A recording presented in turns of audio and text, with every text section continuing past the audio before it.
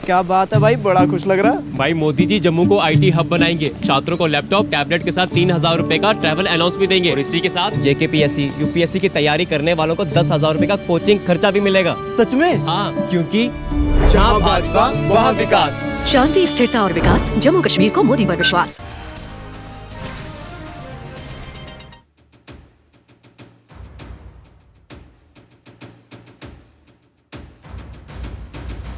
चलिए रजनी जी जवाब दीजिए। वो कह रहे हैं कि अगर स्टेटहुड की जिस तरह से बात हो रही है, इलेक्शन से पहले दिया जाना चाहिए था, जिसका फायदा भी मिलता, लेकिन बाद में आप लोगों ने बोला है। आशा जी, पहले ये समझना पड़ेगा कि जम्मू कश्मीर को कहीं ना कहीं जो जख्म दिए थे या दिए,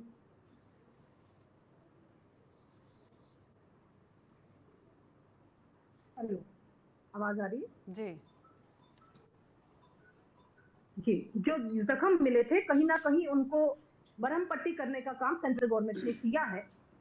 इंतजार करना चाहिए कि जब ये जख्म बढ़ जाए और हमारी स्टेट प्रॉपर तरीके से फंक्शनिंग करना शुरू हो जाए, तो मुझे लगता है कि सेंट्रल गवर्नमेंट एक मिनट नहीं लगाएगी इसको वापस स्टेटहुड लाने में। मोदी जी का विजन क्या है ये हम सब जानते हैं कि जम्मू कश्मीर को एक नया जम्मू कश्मीर बनाना चाहते हैं। उसके लिए जो जो कदम वो उठा सकते थे उन्होंने वो कदम उठाए हैं, मगर एक चीज ये देखने वाली है कि स्टेटहुड अगर हम छीन भी ली गई है या यूटी का दर्जा मिला है, मगर कहीं ना कहीं लोग सेटिस्फाइड हैं।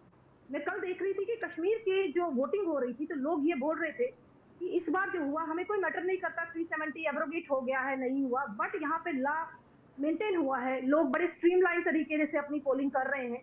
लोगों में उत्साह देखने को मिल रहा है कि लोगों को डेमोक्रेसी के ऊपर फेथ बढ़ा है। तो ये हमारे लिए पॉजिटिव साइन है कि जम्मू कश्मीर तरक्की की राह पर चल पड़ा है, जो कहीं ना कहीं पिछली पॉलिटिकल पार्टीज ने तबाही की कगार पर खड़ा किया था। बेशक यूटी बना है इस समय, मगर प्रॉपर समय आने पर इसको स्टेटहुड का दर्जा मिल जाएगा। दिनेश जी। देखिए आशा जी, बीजेपी भी दूसरी पॉलिटिकल पार्टीज की तरह एक पॉलिटिकल पार्टी है। उनका ये एजेंडा था, जब बीजेपी पहले जनसंघ थी, प्रजा परिषद थी, धारा 370 तोड़ना बीजेपी का कोर एजेंडा था। बीजेपी ने आर्टिकल 370 को तोड़ा। जो ये जम्मू कश्मीर को दो पार्ट्स में डिवाइड करना, ये बीजेपी के एजेंडे में नहीं था, लेकिन बीजेपी ने इसको दो पार्ट में डिवाइड कर यूटी बना दिया। बीजेपी स्टेटहुड इलेक्शन पावर है बीजेपी के पास। किसी भी पार्टी को अगर अपने साथ बीजेपी में जोड़ना है तो बीजेपी स्टेटहुड का वादा करके हम स्टेटहुड देते हैं, आप हमारे साथ आ जाइए। तो बीजेपी स्टेटहुड को एज ए बार्गेन यूज करेगी, ताकि इलेक्शन पोस्ट इलेक्शन में जो सिचुएशन इमर्ज करती है, अगर बीजेपी को किसी बाहर की किसी फोर्स की जरूरत करती है दूसरी पोलिटिकल पार्टीज को, वो पोलिटिकल पार्टीज को प्रॉमिस लेगी बीजेपी को। तो बीजेपी एज ए सेंटर में बैठी सरकार ये कहती है कि हम आपको स्टेटहुड देते हैं, तो पार्टी वो बीजेपी को सपोर्ट कर देगी। इसलिए बीजेपी ने as a bargaining power statehood की डिमांड को अपने पास रखा। और ये आगे क्या होता है, बीजेपी कैसे इसको इम्प्लीमेंट करती है आने वाले दिनों में, ये वक्त बताएगा। देखते हैं कि पोस्ट इलेक्शन क्या सिनेरियो इमर्ज करता है और बीजेपी स्टेटहुड की बार्गेनिंग पावर को कैसे यूज करती है। अर्जुनी जी जवाब दीजिए।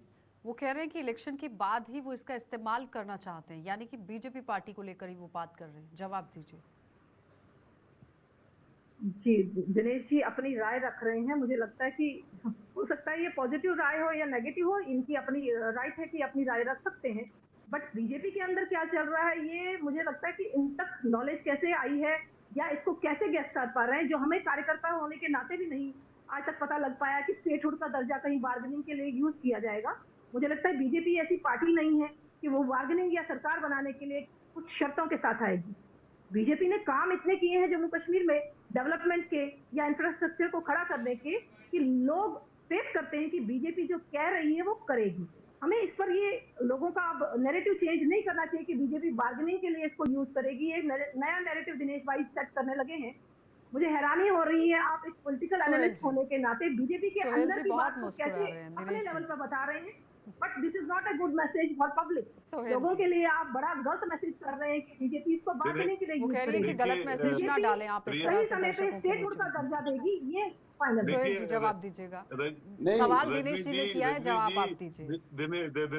रजनी जी, मैं और दिनेश जी सिर्फ ओपिनियन मेकर्स हैं और हम दोनों किसी पॉलिटिकल पार्टी को बिलोंग नहीं करते हैं और हमारे साथ हर पॉलिटिकल पार्टी बात करती है, चाहे वो स्टेट की है चाहे नेशनल लेवल की। नंबर 2, सियासत चलती नहीं है जब तक नहीं, दाव पेच सुनिए तो सही, जब तक रजनी, नहीं मेरी चलेंगे तो बहन, सियासत सुन तो कैसे लीजिए। चलेगी? सियासत नहीं चलती है जब तक तोड़ मोड़ ना हो। हाँ। सियासत नहीं चलती है जब तक झूठे वादे ना किए हों। सियासत नहीं चलती है जब तक मैनिफेस्टो में नून मिर्ची का तड़का ना लगाया जाए। जवाब कोई दीजिए मैनिफेस्टो रजनी जी। कंप्लीट नहीं होता है जब तक उसको ठीक है, 20-30% नून मिर्ची ना लगाई जाए। देखिए मैं आपको एक छोटी सी बात बता दूं, मैं आपको छोटी सी बात बता दूं, इस वक्त तो हम उस स्टेज पे हैं जहां हम लोगों के विल की वेट कर रहे हैं कि वो क्या डिसाइड करते हैं 8 अक्टूबर तक। तो हम आशावादी होने चाहिए। भगवान चलिए, करे आपको फैसला 50-60 लोगों पर ही सीटें छोड़ मिले देते हैं। और बहुत बहुत धन्यवाद सोहेल जी, रजनी जी आपका भी और दिनेश जी आपका भी। तो फिलहाल जिस तरह से अब तीसरे चरण का चुनाव होने वाला है तो जाहिर तौर पर हर एक पार्टी ने कमर कस ली है, लेकिन फिलहाल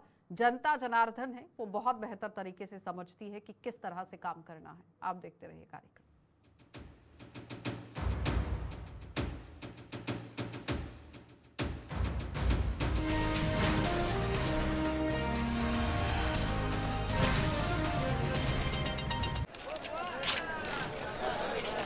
चलो पहले से तो बेहतर है। अभी और बेहतर होगा क्योंकि मोदी जी देंगे कृषि के उपकरणों और खाद पे सब्सिडी, साथ ही किसान सम्मान निधि में मिलने वाले 6,000 रूपए को बढ़ाकर 10,000 कर देंगे। सच में? हाँ, क्योंकि जहाँ भाजपा वहाँ विकास। शांति, स्थिरता और विकास, जम्मू कश्मीर को मोदी पर विश्वास।